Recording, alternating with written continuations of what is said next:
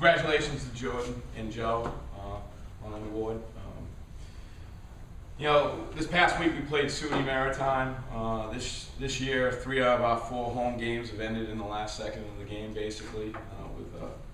Either we're locked up and we have to kick a game-winning field goal, or come from behind victory.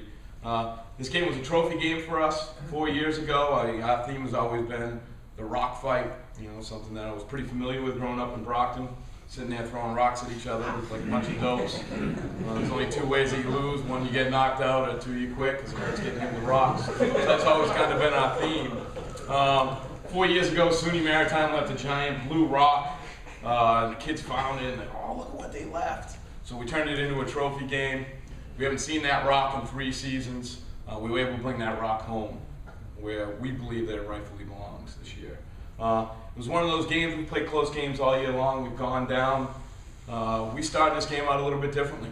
With triple option, we were able to defend it well in the first quarter. We went up 21-0. I looked around to all the coaches and I said, we're really doing it. We're finally getting out, playing in the front end of the game and giving us the opportunity to get a comfortable lead. Well, we go into halftime and we're up by 8 points. It was one of those games where we just struggled offensively in the second half a little bit. I think defensively we played well. We held them to 197 yards rushing. They're a triple option team, but they were able to capitalize on some passes.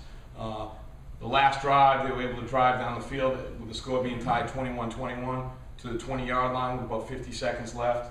They threw a fade ball on us, and Frank Green from Hamden, Connecticut, rode the receiver out of bounds with the shoulder, got up, made a great play on the ball. We intercepted the ball, but now we have the ball on the 20-yard line with 49 seconds left. And it's territory that we've got to be comfortable with. We're able to drive down the field for 8 plays, 59 yards, and Bobby Hemming hits a 38-yard field goal to win the game as time expires. That's his second big field goal game of the year. The first game of the season, he was able to kick, I believe it was a 47-yard field goal to win the game. So the way that we're winning, this isn't the most talented team we've had by any means, but they're a tight group. They're a family. They fight for each other. They don't panic in pressure situations. We don't necessarily do all the things right during the game that we need to, but I think it's a special group of kids that they pick each other up. Offense picks the defense up. We've had that happen numerous times this year. The defense has picked the offense up in certain moments. So, we're gonna have a good fight on our hands this week as we face Becker College. It's another week of just trying to be 1-0. Becker has a tremendous amount of talent on that field. I think as teams we match up pretty good with each other. Bobby Baker, their quarterback, has had some outstanding games with some big numbers. They have a group of receivers that can stretch you vertical all over the field, and is definitely going to give us some problems. They have a great defense. My favorite defensive player in the conference happens to be their middle linebacker, Melvin Booker. So, we're at home.